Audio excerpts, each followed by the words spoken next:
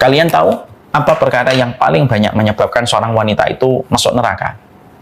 Ternyata perkara yang paling banyak memasukkan wanita ke dalam neraka itu, yang paling banyak penyebabnya dan faktornya, ternyata bukan masalah ketika mereka membuka aurat. Bukan pula ketika mereka meninggalkan sholat.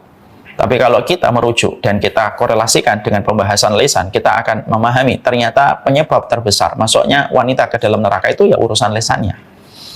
Karena urusan lisan itu bukan urusan kecil dan bukan pula perkara yang remeh-temeh.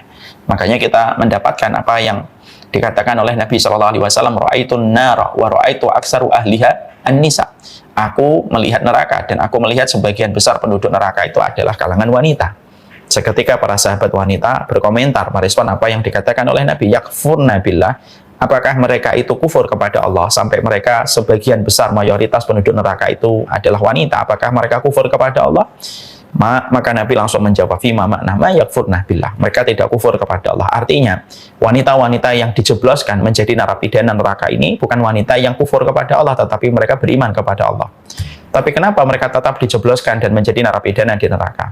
Maka Nabi mengatakan yakfurna bil ashir, karena mereka kufur terhadap keluarga mereka, mereka kufur terhadap suami mereka. Gimana itu konkretnya kufur kepada suami mereka? Yaitu ketika suami mereka telah melakukan banyak kebaikan, telah memberikan banyak pengorbanan kepada keluarganya, bisa memberikan apa yang bisa dia berikan kepada keluarganya. Tiba-tiba laki-laki suaminya ini melakukan satu kesalahan. Begitu cepatnya wanita disergap oleh emosinya, ditunggangi oleh setan. Lalu wanita ini berkata kepada suaminya, mali ra'aitu minka khairun qattun. Kenapa aku tidak melihatmu melakukan kebaikan sama sekali ketika kamu punya keluarga seperti kami? Coba kita bedah. Mali ra'aitu minka khairun qattun. Ini 4 kata. Tapi dari 4 kata ini ternyata menggelincirkan seorang wanita itu menuju kepada neraka.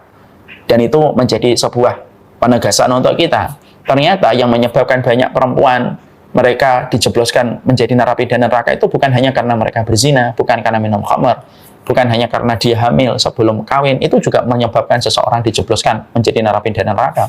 Tapi termasuk salah satu di antara perkara yang paling mayoritas memasukkan wanita ke dalam neraka itu urusan lesannya. Karena memang wanita itu diuji dengan lesannya, dan laki-laki itu diuji dengan matanya. Dan itu yang menjadikan kita semakin paham urusan lesan itu bukan urusan kecil, tapi urusan besar.